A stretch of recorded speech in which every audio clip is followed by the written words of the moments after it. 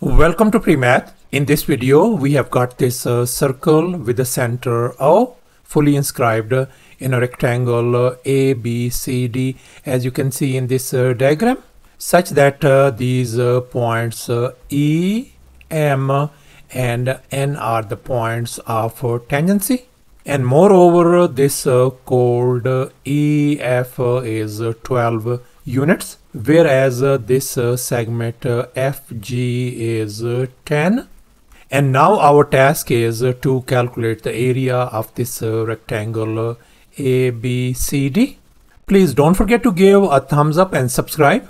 Please keep in mind that this figure may not be 100% true to the scale. Let's go ahead and get started with the solution. And now our task is to calculate the area of this rectangle ABCD.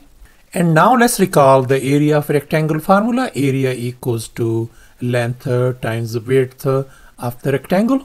And in our case, this AB is the length of this rectangle. And likewise, this side length CD is length as well. Whereas this side length AD is the width of this rectangle, and this side length BC is width as well. And here's our next step. Let's go ahead and draw the diameter of this circle. I'm gonna call this one ET.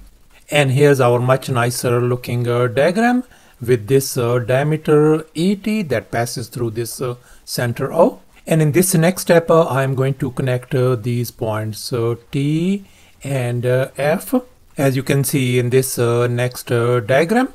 And as a result, we got this triangle EFT. And now let's focus on this triangle EFT. And now let's recall the Thales theorem. According to this theorem, if E, F, and T are three distinct points on the circle where the line ET is a diameter, then the angle EFT is a right angle. In other words, it is a 90-degree angle. So no wonder in our case, this angle EFT is a 90 degrees angle. So therefore we conclude that this triangle EFT is a right angle triangle. And now let's make an observation. We can see that this MN is the diameter of the circle as well. In other words, this diameter ET and this diameter MN are congruent. As you can see in this equation, ET equals to MN. And we know that this MN length is same as this AD length, which is the width of this rectangle. And since MN is the width of this rectangle, so therefore we conclude that this ET is going to be the width of this rectangle ABCD. And here's our next step. Let me go ahead and extend this diameter ET all the way to this some point P, as you can see in this next diagram. And as a result, we got this right triangle EPG.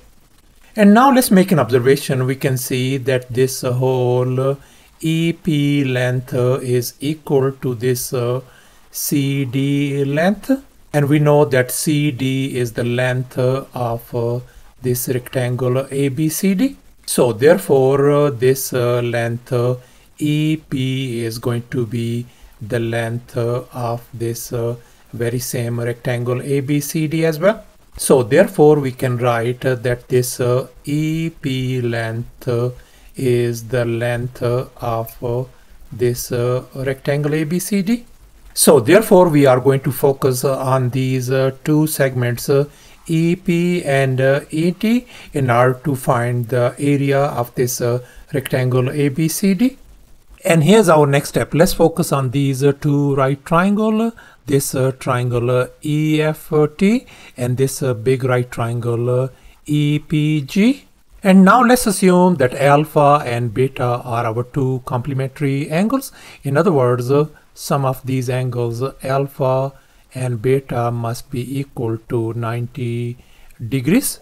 So let's assume that this angle is our angle alpha, and since this is our 90-degree angle, so therefore this angle is going to be our angle beta. And once again, if this angle is alpha and this is our 90-degree angle, so therefore this angle has got to be our angle beta. So therefore we conclude that these two right triangles, triangle EFT and the other right triangle EPG, are similar triangles according to angle similarity theorem. As you can see in this diagram, this alpha is their common angle, and other angles are beta and 90 degrees, and likewise beta and 90 degrees as well.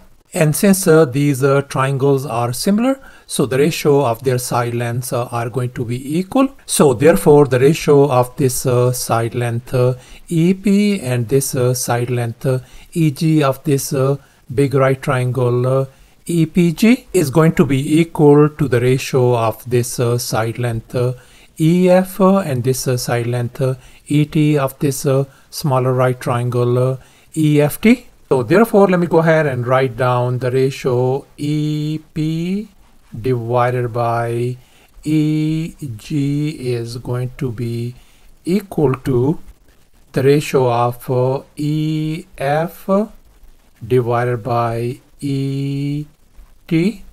And now let's make an observation. We can see that this EF chord length is 12. So therefore I'm going to replace this EF by 12 over here. And likewise this whole length EG is going to be sum of these two numbers, 12 and 10. If we add them, that is going to give us 22.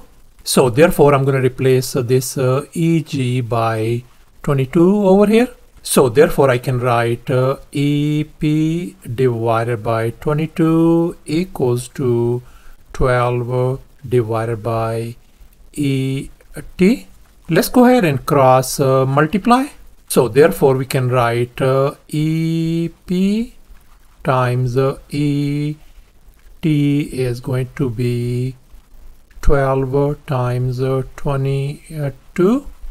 And if we multiply 12 times 22, that is going to give us 264. And now let's make an observation. We can see that this EP is the length of the rectangle. So I'm going to replace this one by the length. And this ET is the width of the very same rectangle. So I'm going to replace this one by the width. So therefore we got length times width is equal to 264. And now let's recall the area of rectangle once again. Area equals to length times width. So therefore we conclude that the area of this rectangle ABCD turns out to be 264 square units. So thus the area of this rectangle ABCD turns out to be 264 square units. Thanks for watching, and please don't forget to subscribe to my channel for more exciting videos. Bye.